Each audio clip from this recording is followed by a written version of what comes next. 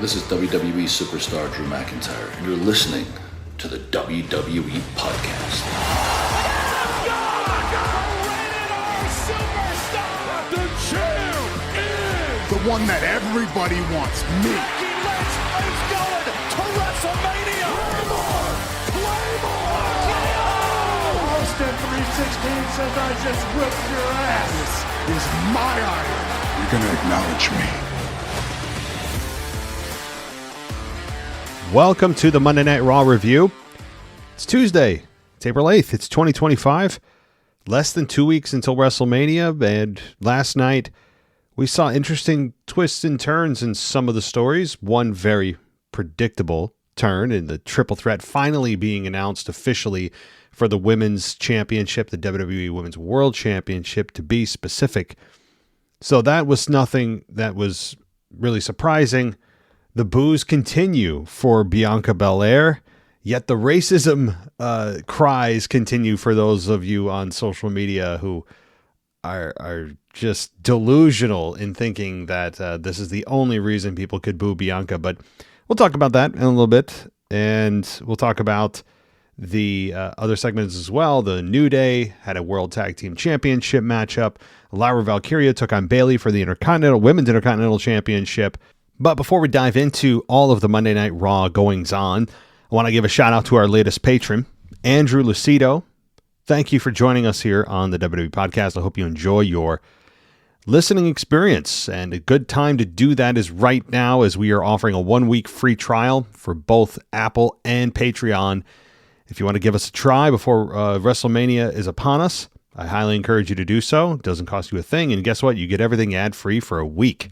So you don't have to hear those ads every 10 minutes or so. So check us out, Patreon and or Apple Podcasts, or Spotify, of course, which is a great place to go. So let me start with CM Punk and Seth Rollins, because we now have an interesting wrinkle in this whole fight for the services of Paul Heyman match. I guess that's what it is. Essentially, it's a Paul Heyman on a pole match. This match is turning really, really weird. They had nothing to put on the line of any real substance, so I guess Paul Heyman's services are that highly sought after, yet all three men don't need Paul Heyman. You could argue that Seth might need him to turn heel, but I doubt. I mean, Seth has been a very successful heel in spite of Paul Heyman being in his corner. Now, I know a lot of people are turning to that and suspecting that Paul Heyman could be the one to walk out of WrestleMania with Seth Rollins, rather than him walking out with either Roman or Punk. Because let's be honest, Paul Heyman walking out with Punk and or Roman Reigns, or turning his back on one or the other, isn't the most interesting of main events for night one. It doesn't leave you with a lot of satisfaction. It's kind of like, oh, okay, well, I guess he turned on Punk or he turned on Roman, whatever. Doesn't really matter. Why are we talking about a non-performer?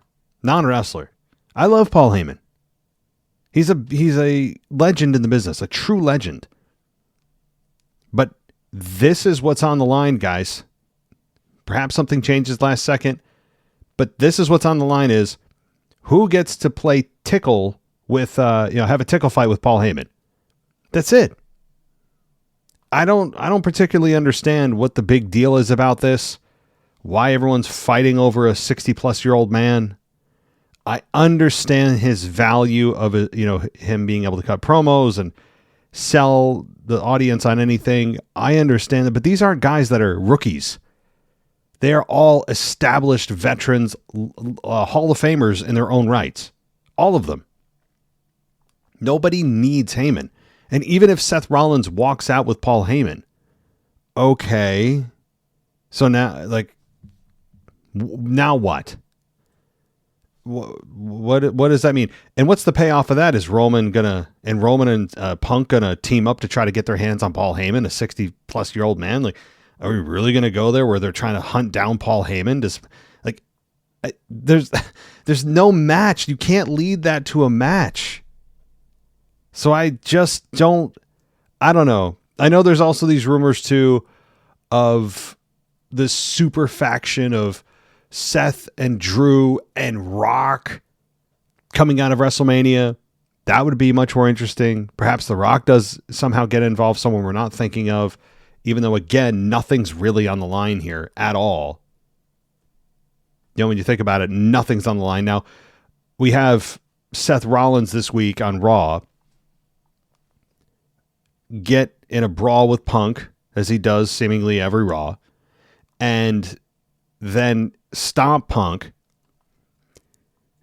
and then turn his sights on Paul Heyman, look like he's going to stomp Paul Heyman, and then he stops short and tells Heyman he owes him a favor. That's not how favors work. Okay? Favors don't work that way, where you threaten someone and then because you didn't do the thing you shouldn't have done in the first place, that person who you threatened now owes you a favor for not following through on the thing they shouldn't have done anyway. That's not how favors work, but perhaps this is a clue that he's turning heel. Seth, that is. See, you don't get favors that way. That's not how you tally up favors in real life. Now, they're trying to get you to either follow this red herring, and they have something else that they're really going to do, or this is truly leading to something where Seth is going to cash in this imaginary favor from Paul Heyman and turn his back on both Punk and Roman. For what? Why? I've never been so underwhelmed by a big star-studded main event WrestleMania match. I don't want to hear that there shouldn't be anything. So many examples of nothing on the line. No, there's a lot of examples of things that are on the line that titles have nothing to do with. This is one that is fighting over a manager. That's all they've got. It's WrestleMania. Something big should be on the line here. At the very least, a future championship opportunity. That should just be baseline. That should be by default what's on the line here. But that's not what's on the line, presumably. Now, we'll see what Seth does. We'll see if there's a super faction, because don't forget, Drew McIntyre is a total non-factor right now. And I think he's going to be a massive character, a massive player at WrestleMania, despite the fact he doesn't have an actual match. He could be in cahoots with The Rock and John Cena. He could be in cahoots with Seth Rollins. I've always said Seth and Drew would be an awesome tag team, superpower tag team, going on just a tear. Perhaps The Rock, but The Rock's already involved in Cena and Cody. It'd be out of left field with The Rock to join them. But perhaps that's what's going to happen here.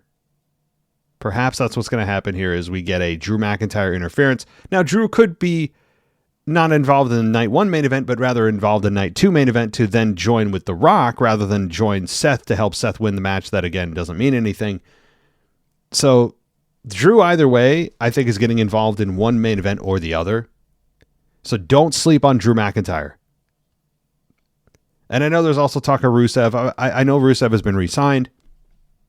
I said in my last show, I think Rusev is going to be much more involved in the U.S. title, Intercontinental title, wherever brand he lands on, that character of wrestlers for the start, to see how fans react to him. They're not going to just inject him into the world title or a WWE Undisputed title. They're going to put him in kind of the mid-upper card, either for one of those championships or, perhaps in some kind of upper mid-card program. I could see if Rusev comes back as babyface, and I think he should, he could come out facing Jacob Fatu for the U.S. title, presumably if he wins it against LA Knight at WrestleMania. So a lot of moving parts, but Monday Night Raw with Seth and Punk and Paul Heyman. I just can't believe that the main event of night one is focused around Paul Heyman. No disrespect. He's a manager. That's the best they've got for three guys of this caliber, of this star power, in a match that from a just pure physical standpoint is going to be very, very good. It's impossible for it not to be. But we're focused on Paul Heyman and favors owed by Paul Heyman to other wrestlers. What? It's bizarre, to say the least. I'm not crapping on it. I just don't understand how I'm supposed to get excited about it. Let me know what you guys think, because we have the mailbag coming up this week. I've seen some of your emails already. You can email us at that's my other email. You can send us an email, mailbag@wwepodcast.com. There's also a voicemail number if you want to leave us a voicemail. We'll get your voice on the show. That number is in the show notes of every mailbag we publish on Fridays. Check it out. But I'm interested to hear what you guys have to think about this. Maybe there's something I'm missing that I should get excited for. But I don't know. You guys are smarter than me a lot of times and pick up on things. But let's get into Monday Night Raw a little more detail. So it came from Minneapolis, Minnesota, Target Center. And we have, General Manager Adam Pearce. And we had Io Sky, who comes out and joined Adam Pearce in the ring. Bianca comes out. And then Pearce mistakenly introduced Rhea Ripley as part of the Judgment Day, which was funny. Cole jumped in and pointed out that Ripley hasn't been in the Judgment Day for some time, and Ripley joined the others in the ring. Yeah, Pearce just screwed up. Who cares? But Pearce said he was wrong to put Belair in position to be the referee last week, and he announced that Sky will defend the Women's World Championship against Belair and Ripley in a triple threat at WrestleMania. Ripley was happy. Io Sky was not. Pearce was just trying to get signatures on the contract for WrestleMania. And Belair said this would have pissed her off a couple weeks ago because she earned the title shot. And she said now she's happy that Ripley's in the match because Ripley actually thinks she's afraid of her. And she spoke about what's happened with Jade and Naomi and said that she would go through Ripley to win the championship. Belair signed it. Ripley then tried to speak, but Belair cut her off and insisted that she sign. Rhea signed it and then tossed the contract to Belair. And Belair and Ripley then bickered, and Sky tried to intervene, but she once again gets pie-faced.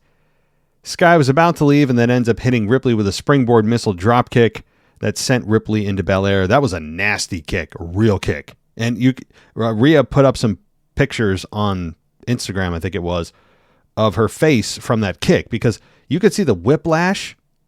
You can't sell a kick from behind that you can't see. If you can't see the kick, you can't sell it. And you don't sell it like that. She whipped her head. So Io really, she got her good. So I was worried about an injury there, and Rhea got her face jacked up a little bit. All is good, though. And yeah, the pie face disrespect continues. The boos, we'll get to that in a minute. But, okay, we have a triple threat. We saw this coming a month and a half ago. And it's just a matter of how do they get there? And we finally got there. Great. Triple threat's official. Now we can start to think about who should win, why. The match quality, as many matches on WrestleMania are going to be, it's going to be a potential match of the night stealer. I mean, this one, as Cole pointed out on Monday Night Raw, this one, I don't know if he said about this one. There was another match maybe he said that don't sleep on this match. And this is also, I think, one of those sleeper matches that I would not go and think, oh, well, yeah, it'll be good. But this could be a match of the night. These three women are capable of that kind of match. It's going to be awesome. I'm already putting it at a potential match of the night candidate. And it hasn't even happened yet. But these women are going to kill it. They can't not do it. They can't not kill it. I think they can actually, in some ways, supersede the triple threat with Roman and Punk and Seth. Not saying something. I think it'll be that good. Now, the second piece of this is Rhea Ripley seems to be the fan favorite, as does Io. And now that we're back in reality, meaning we're back in the States, and we're not overseas with chants every 3 seconds and singing people's songs and all the things that all the European crowds do, which, hey, you guys are more passionate and louder than the United States crowds are. There's no doubt about it. But now they're back in their home base. They're back home. And it's reality because we're here. WWE's in the United States like 75, 80% of the time. So now we get to see what the United States crowds think. And I had been wondering for weeks if what we heard for Bianca's from the crowd towards Bianca for weeks would stick, or if it was simply that it was an anomaly. The European crowds just don't like Belair and it won't transfer to the States. And I said, we'll see. Well, we saw. And while not insanely vicious, they were not in Bianca's corner. And if you saw Bianca's outfit, by the way, her attire was black. You don't often see Belair, twirling my hair to the ring, wear all black. That, I think, is symbolic of what's to come, which is a Bianca heel turn. We're kind of already there because the crowd was not happy with her. And I think it's going to be a great thing for her career. I've been saying it for a long time. A long time. And now here come the race hustlers who want us to believe that it's because of racism. Now, far be it from me to say that it doesn't seem likely, okay? Doesn't seem likely. Common sense would tell you that tens of thousands of people, seemingly overnight, have turned racist towards Bianca Belair. Just out of the blue. That's obviously not what's happening here. But they want you to believe that because they don't understand why people would boo her.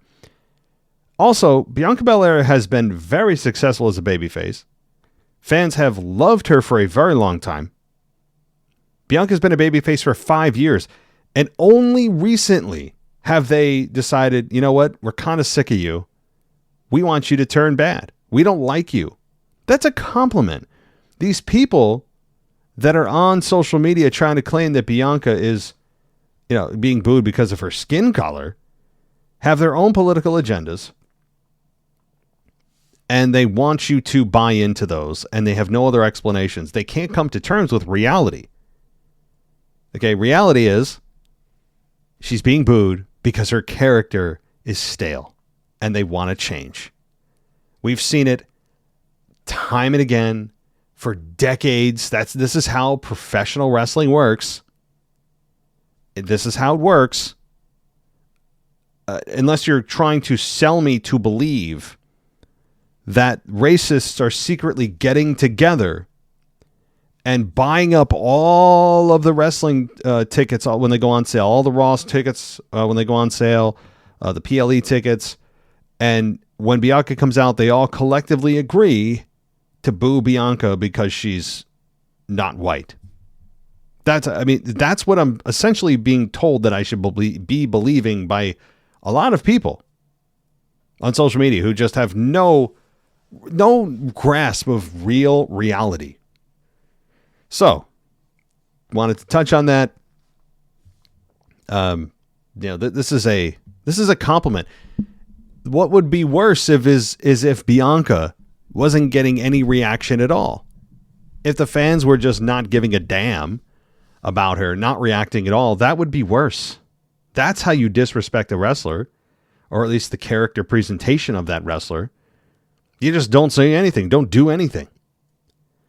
But if they're booing, then that's a positive thing. It's a clear indication that the fans just want something different from her.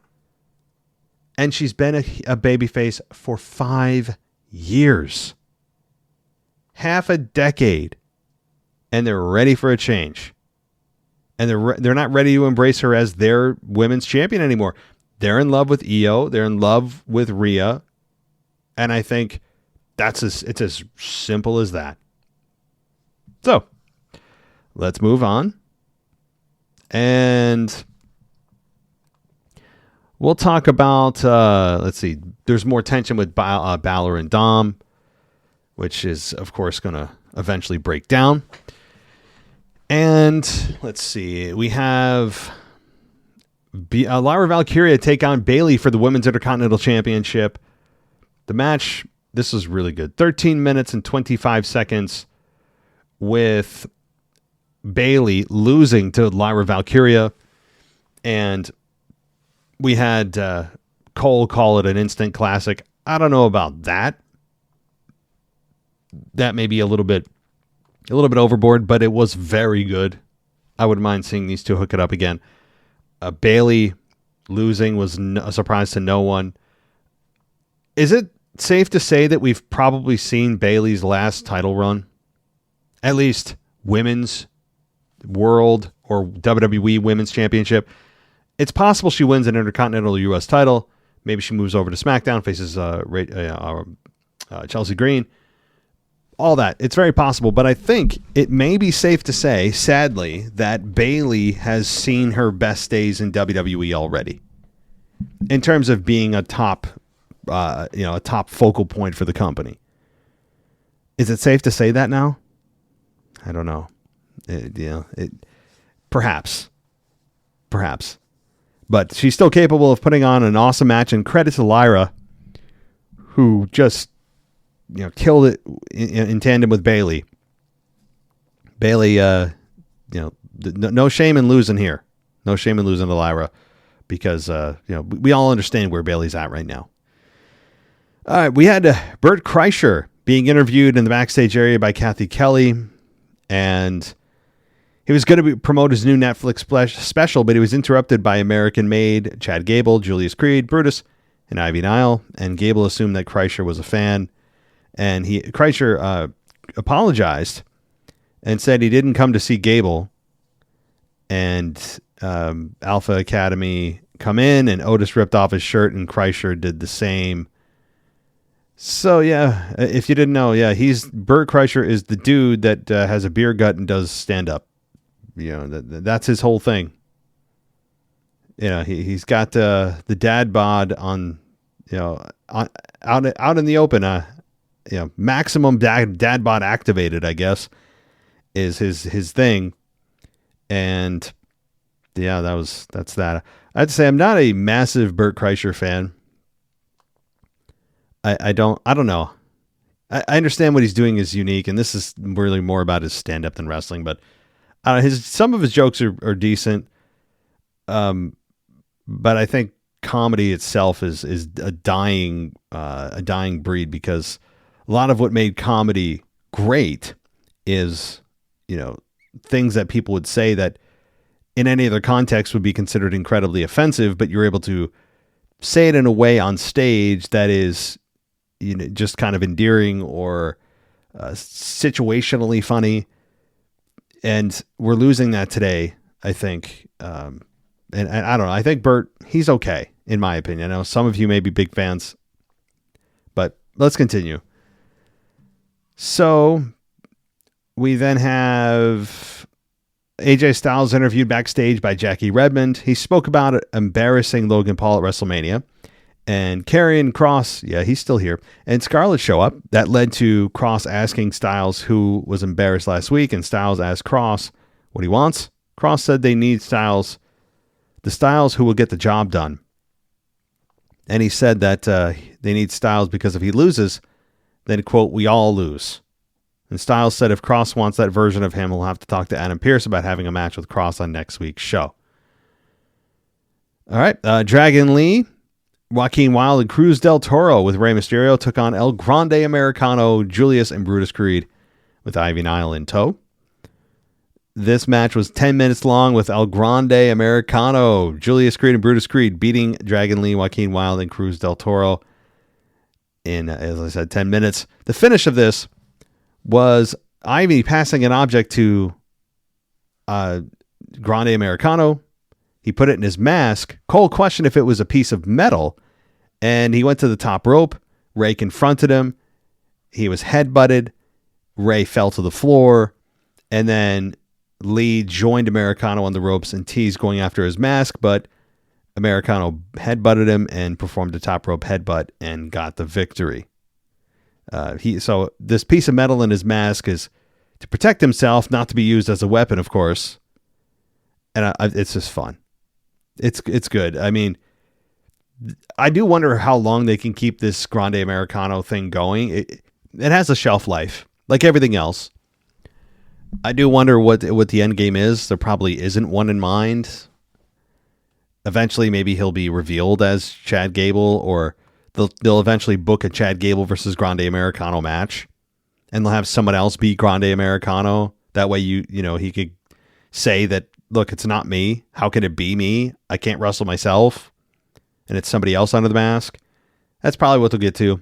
It's just kind of a fun little let me up segment that isn't supposed to be taken too seriously. Although, as I mentioned a couple weeks ago, a lot of people are and trying to pretend to be offended about this whole thing.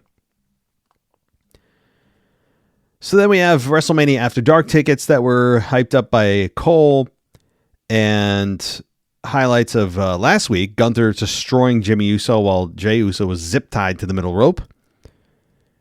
And that's when Gunther comes out, and Cole assumed that Gunther was wearing a red tie because he gave Jimmy Uso a bloody beatdown. And Jey Uso comes out of the concourse, and he walked down to the steps, pumping his arms. And Jey removed his shades, and Gunther laughed, and he said, "Gunther, you have a mother? You got a mom? Do you talk to your mom? What do y'all talk about? Family stuff? Does she ask you stuff like, how's your wife? How's your grandson doing? How's her grandson?" And he said he has a mother too, and asked Gunther if he knows what they talked about this week. Her oldest son laid up in a hospital bed. Her oldest son got 15 stitches across his forehead. And Jey said his mother asked him, "Why didn't you protect him, Joshua?" And Jey said he wasn't going to start lying to his mother. Jey told her that he was afraid. He said Gunther has been 3 steps ahead of him, and he had to get his family involved. Jey said Gunther violated his brother while he was zip-tied to the rope, and said Jimmy's blood is on him too. He said Gunther made the world stop and violated his twin in front of him, and said he made his heart stop. And the crazy thing is, in his darkest moment, a light bulb went off. He said, "You know what I realized? I'm not afraid of you no more." And Jey stared at Gunther, and they kept eye contact, and he told Gunther to hug and kiss his family before WrestleMania. Jey said the night before WrestleMania, he'll lay his head down and say a prayer for Gunther, and more so for him. And he'll ask the Lord to forgive him for the man he's about to become, because he's going to get Gunther at WrestleMania for himself, and he's going to take the World Heavyweight Championship. So this is as good of a promo as you could expect from Jey. This may have been Jey's best promo ever. Does this warrant this match being the main event of WrestleMania? If you were able to reshuffle, which they're not, but if you could, I'd say no, but the case is getting stronger. The last 2 weeks have revived this really kind of flatlined program from kind of to, all right, let's go. And that's what I was hoping when this whole thing started. Shortly after, Jey lost to Gunther, challenging him for the World Championship on Raw, which he lost fair and square to Gunther. He wins the Rumble, and then he challenges Gunther again, and I'm like, we just saw this match. I wasn't excited about it then. I wasn't excited about it up until last week when I said they have my mild interest. They now have my full interest. Now, do I still want Gunther to retain? Yes, I do. I don't want Jey to win. I think Gunther has more in his run, but my lean right now is Jey winning. But you know what I noticed about Jey? Not only did the context of his promo matter here, but his voice itself is what really, I think, sunk in for me. He's always in this yeet kind of like you have to pay attention to what he's saying to really understand the words he's saying. Otherwise, it's just kind of noise coming out of his mouth. And when he just slowed down and just spoke, that's what I think was the most effective. And don't just take my word for it. Listen to the crowd when Jey Uso started using his normal voice. Not his promo voice. Not his I'm going to get you voice. No. His person voice, like his normal speaking voice. That's when people paid attention the most. Now, I'm not saying he needs to transition his voice back to that. I'm not saying he needs to speak like that now. I'm saying that it was extremely effective because he changed how his tone came across and people paid attention. He got quieter and he got clearer and people paid attention. This was the emotion that I was looking for last week when his brother was being mauled and bloodied and Jey was not showing anywhere near the emotion he should have. He rebounded in a big way this week. And I think this is now at a point where it's as good as a non-main event match that you could expect for the World Championship. And it's now semi-exciting for me. It's a semi-exciting match because we are now all emotionally involved. He brought his family into this. He's talking about Gunther's family. Bringing up a phone call that his mom made to him and asking, why didn't you protect Jimmy? Using his name Joshua, not Jey Uso. Like, bringing it back home, just grounding this thing in reality and using your speaking voice. Incredible that you just simplify things and they fall into place. So this was really good. I am very happy with how they've rebounded. The creative on this week for Jey and Gunther was exactly what it needed to be. It was fantastic. So kudos to specifically Jey Uso. I loved it. Doesn't mean I want Jey as world champion, but I still, at least for the excitement of the match, it's as good as it can be right now. They've rebounded very nicely. So then New Day come out for their World Tag Team title match, and Cole hyped Stephanie's places and had another sneak peek of Wednesday's episode with Rhea. Natalya and Maxine Dupree were shown briefly with Adam Pearce about the tag team gauntlet match, and Rey Mysterio entered the room as Natalya and Dupree were leaving, and Rey said El Grande Americano was making a mockery of him, and Rey asked Pearce to let him name the place where he wants to face Americano, and Pearce agreed. Rey chose WrestleMania, and Pearce said the match is official. There you go. Rey Mysterio versus Grande Americano, El Grande Americano, I don't want to sell him short, at WrestleMania. Now, this could be a pre-show match. I hope it's on the main card, but I could see this being on the pre-show. We'll see about that. So Tony Hinchcliffe, said it on commentary and told some really just lame jokes. The whole premise is, hey guys, Michael Cole's old. Did you know that? Michael Cole's old? And also, Michael Cole, he's kind of old. Bet you didn't. Isn't that funny? Do you guys get the joke that Cole's old? That's it. That's the whole thing. It was just lame. It was lame. It got critically panned. I haven't seen one person say a good thing about it. It was weak sauce. All right. War Raiders, Eric and Ivar took on the New Day and Xavier for the World Tag Team titles. Cole said these teams have met 13 times, but this is the first time they've met for the World Tag Team titles. That's an interesting stat. I love when Cole pulls these out of his ass. All of a sudden, he's just like, hey, by the way, I bet you didn't know this. And all of us are sitting there at home and in the crowd going, well, if you could hear him in the crowd, you go, no, yeah, I did not know that. Thanks, dude. I mean, that's how I always feel. I don't know where he brings these things up, but I think he's just doing it on his own, doing his homework like a professional. And I love it. I mean, the stats about Kevin Owens when he said he hasn't held the title in 7 or 8 years or something like that, which is just still that may be the most single most amazing stat in the company, is that Kevin Owens has not held a singles championship in, I think it was 7 years. It's impossible. It's impossible to believe, but it's true. And now, unfortunately, he's out. He's out of WrestleMania. Now, Randy, I know this isn't a SmackDown review, but some rumors now floating that Randy could be injected into a world title match, or Randy could face Rusev at WrestleMania. I mean, I guess Rusev is a plausible opponent to reintroduce Rusev. Randy's opponent, Rusev, would be plausible, but Rusev is going to get cheered pretty heavily at WrestleMania if he comes back then. And do you really want him facing Randy Orton, who's an ultra baby face right now? It'd be competing for cheers. I don't know. You want to bring in Rusev for a, when a heel is taking down a baby face in some kind of perilous moment, you want a knight in shining armor. I think Rusev would be a good, that'd be a good time. Not just face Randy Orton, just out of nowhere.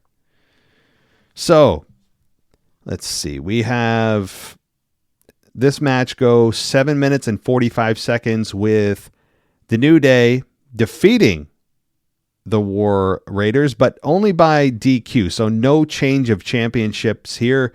The finish was the War Machine being hit on Kingston, but Woods broke up the pin attempt.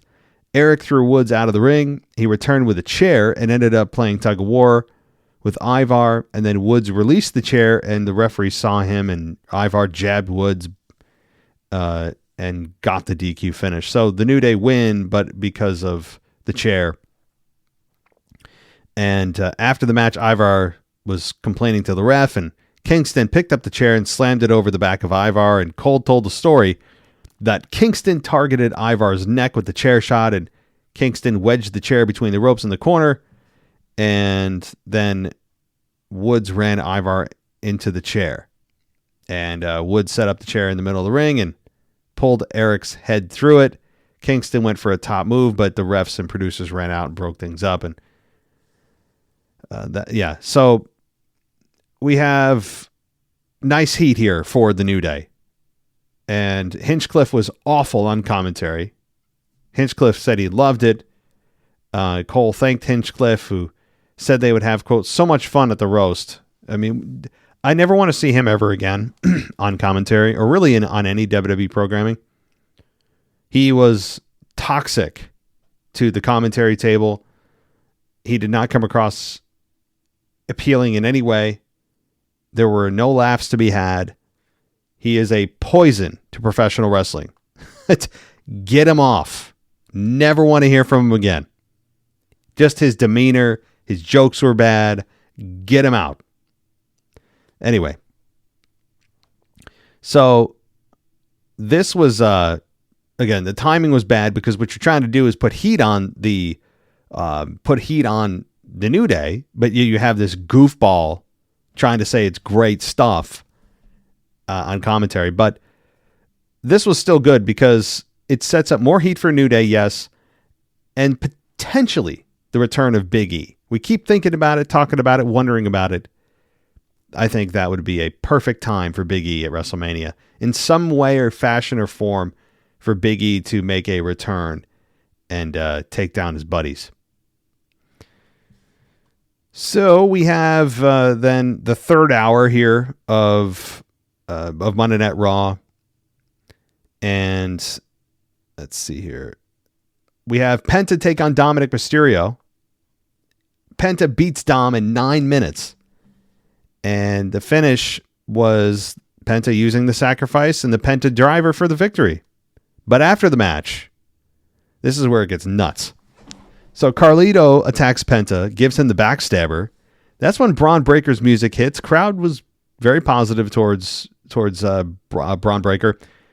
Breaker ran to ringside and speared Carlito into oblivion. I mean, it was... Go watch that. If you haven't already, go watch or rewatch the initial spear from Braun Breaker on Carlito on the outside of the ring. I don't know who took a worse fall, because Breaker was trying not to use his full force of his body, and Carlito still took a hard back bump. But what made it look insane is that Breaker also bounced his body in a crazy way off of Carlito. Go watch it. It's like these two atoms colliding and then exploding. I mean, I don't know how his collarbone's not broken. Wow. But the next segment or the next part of this was Breaker coming in the ring. He ducked a Dom move and speared Dom. And then he followed up with a spear on Penta. And then Finn Balor shows up behind Breakker, puts him down, and then Balor picked up the belt. He looked at Dom, held up the belt. Breakker got up and went for a spear, but Balor dropped the belt and fled. So these four men in a intercontinental fatal four-way intercontinental championship match. Another exciting potential match of the night candidate here, whether it's night 1 or night 2, of these four men, of Dom and Finn and Breakker and Penta in a fatal four-way for the intercontinental title. And a lot of people are favoring Penta, and I understand why. He has very few losses on his record since coming into WWE. Fans have taken to him pretty well, but I still would argue for continuing a Breakker run. I don't think we've seen that fully fleshed out, much like Gunther. And I don't think that would be in the best interest of his run, but I mean, Penta winning, it'd be fine. It'd be a nice babyface feel-good moment. But people also love Breakker. Breakker's not a heel per se, like he initially was several months ago. Fans have taken a Breakker too, because they love the intensity. Remember people calling for Breakker to be released because he's just like Goldberg. He's just Goldberg reincarnated. I think people have quieted that down pretty quick, because you listen to the reaction for him and it's nothing but positive as of late, other than when he speared Penta, because people are like, well, we kind of like that dude. But it's been people have just gravitated to him, much like they did EO. So we'll see what they do, but I think Breakker should retain. A lot of retentions. I'm calling for the retention of the Intercontinental title, the Women's World Championship. I think it should stay around the waist of Io Sky. Even the World Tag Team titles, I would keep around the waists of the War Raiders, who are having a nice little run quietly. I really don't need a ton of title changes at this WrestleMania. All right. We then have, Bert Kreischer was showing a lot here. I mean, they were really hyping him up here.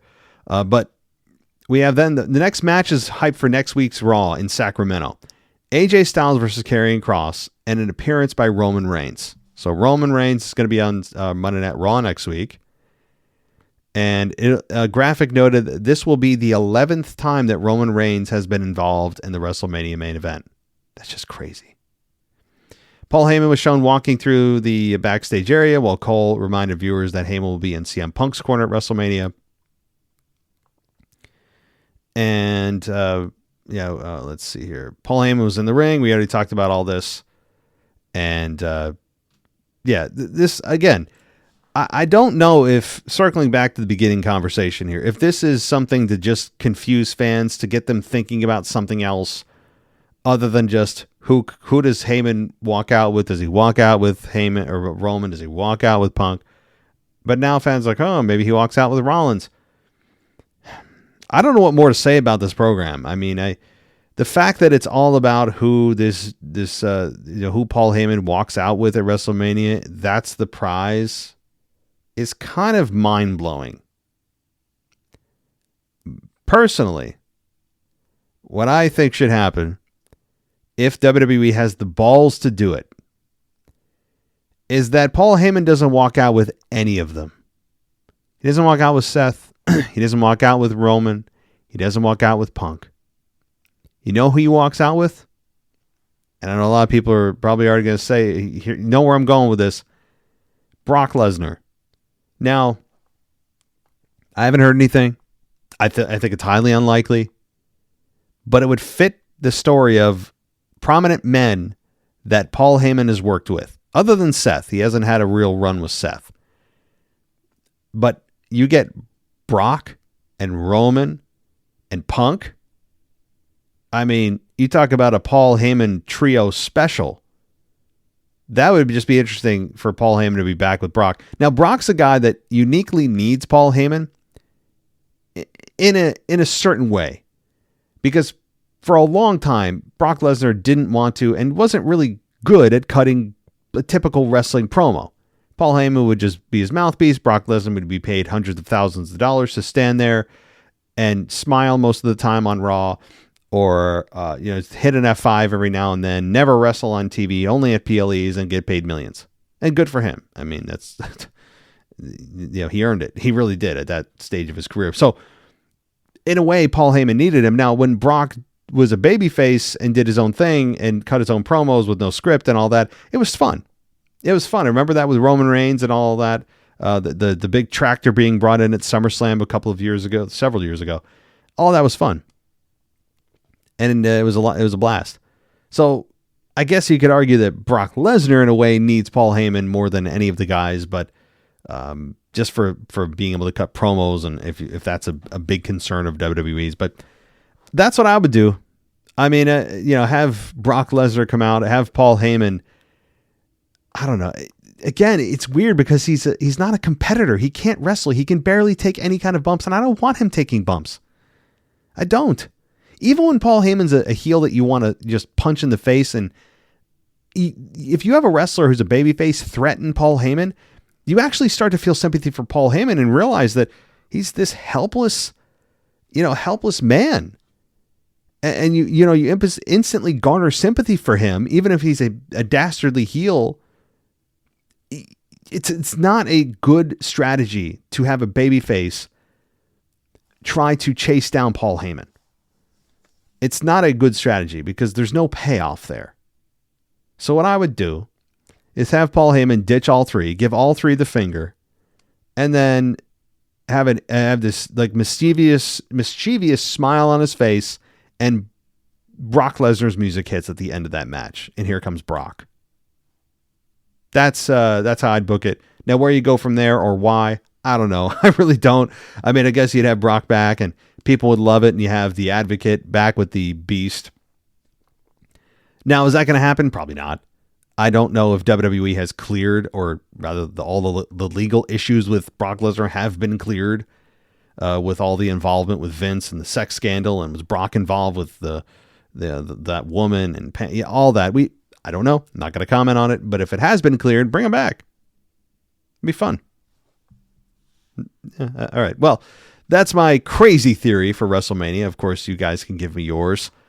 I mean, WrestleMania is, how many days? 12 days away? 12 or so until WrestleMania, or by the time you listen to this, 11 days. So we don't have much time. And we will be bringing back the live show format, guys. So stay tuned for that. I am confirming that we're doing that. Tonight I will be signing up for the software I need, getting the software I need to make that happen. So I'll make an announcement. Stay tuned on X. Stay tuned on Twitter. Well, that is X. And then stay tuned on patreon.com/WWE podcast, because I'll be putting a post up of how and when and where you can call into the show if it's live. Also going to be trying to really get into video. I feel like this show is missing a massive market of not doing any video. I mean, as you guys probably know, I just don't have the time, and video is even more complicated, more time consuming. So trying to figure out how we could do that. Maybe I could just stream the show live, so I don't really have to do anything other than just take the video file and post it. That's an option I'm considering, rather than trying to edit a 15-minute video like you see some of these people do, like WrestleMania, and they're really good. I'm not saying that these channels are bad. It's just I know how much work goes into it. So anyway, I'll try to bring a video element to the show, and bringing back live shows obviously is something that I'm looking to do, and something I think this show needs. So I think it'll do it here on the WWE podcast for this Monday Night Raw review. The second to last Monday Night Raw before WrestleMania. Next week is the go-home show for Raw for WrestleMania. So we don't have much time left. Not much talking left. No more pull-apart brawls. All that kind of stuff should go away after next week, and we just get the damn PLE.